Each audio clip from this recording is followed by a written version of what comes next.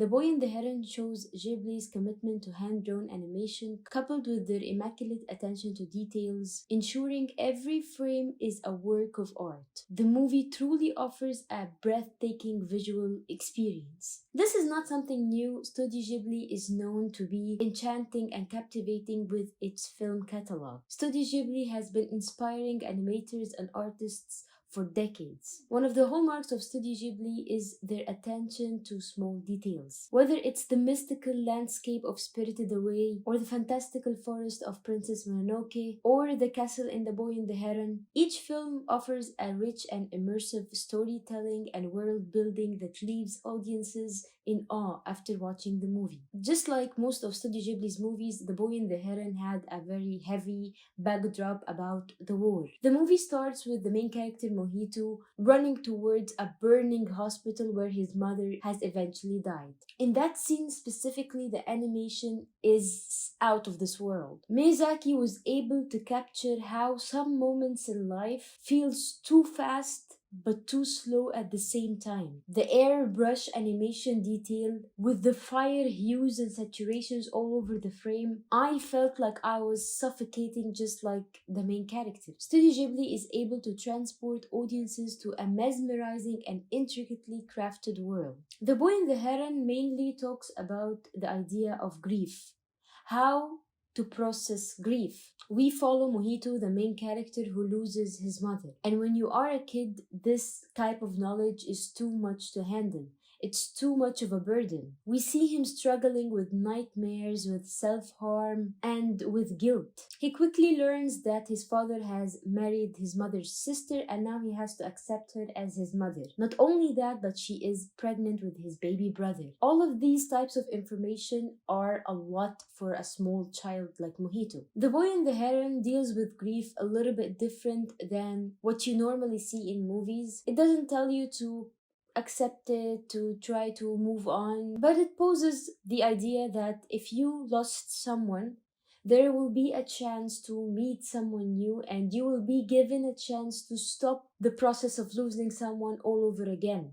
Life is all about chances. Throughout the movie, we learn that his mother's character, which embodies the fire girl, doesn't actually get hurt from fire. Because one of the things that eats the protagonist alive is the idea that his mother has died in so much pain. Learning that his mother has some sort of a superpower where she can't feel any pain while she was in the fire. She can control fire actually. One might call it a child's imagination or a child's coping mechanism or a fantastical world where this is actually true, but whatever it is, it's a way of processing grief. By the end of the movie, the main character learns that when you lose someone, you don't actually get to lose them. They exist in every single part of your life. They exist in the values they put in you. They exist in other people that you get to meet in your life. They are never truly gone. Mahito embarks on a transformative journey, learning about big emotions like losing someone, feeling shame and guilt, self-hatred. One of the hardest scenes that I had to see of him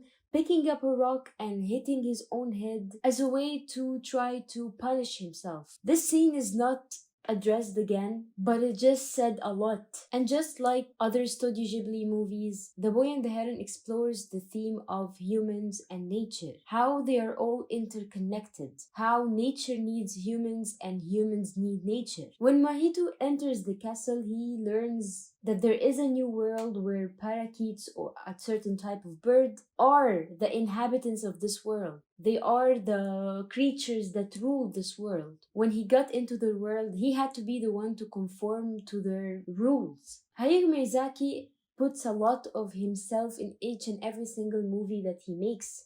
But in this specific movie, he kind of poured a little bit more. There are a lot of similarities between Hayao Miyazaki's childhood and Mahito's childhood. His mother being the sister of his father's first wife, his mother dying because of an illness, his father's job, and other small little details that exists in the movie.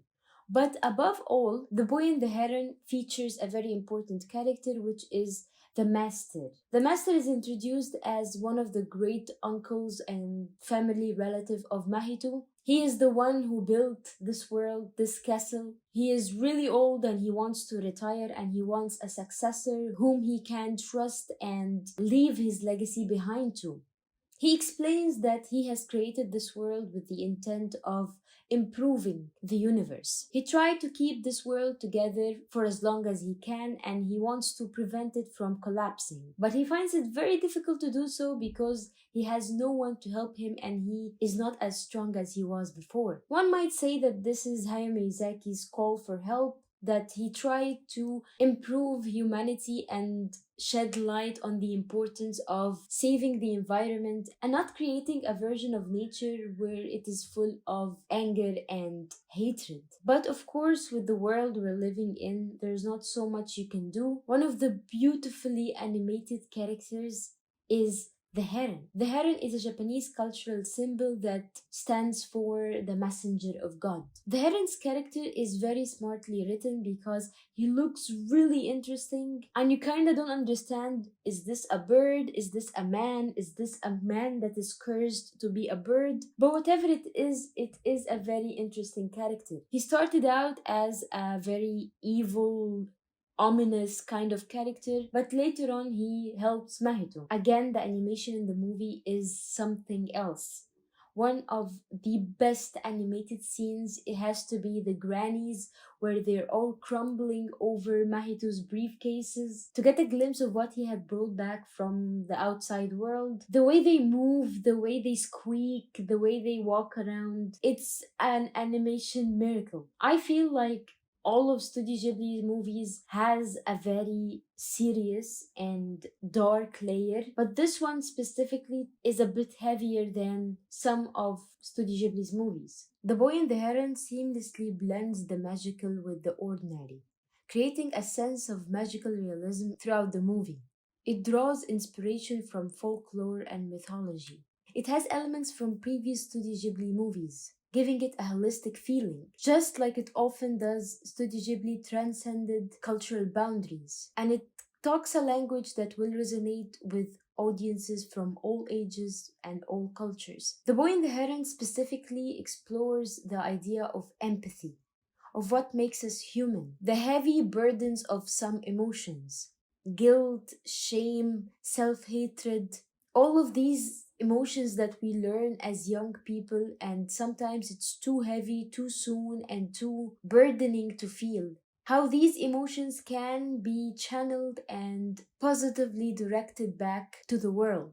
Studio Ghibli's commitment to hand-drawn animation, even in this digital age, showcases a dedication to craftsmanship that elevates the viewer's experience. Studio Ghibli's movies stand as timeless classics, celebrating their unique blend of captivating storytelling, rich characters, and visually stunning animation. After a 10-year hiatus, Hayao Miyazaki returns with a raw, vulnerable, and a really profound work of art that transcends all language.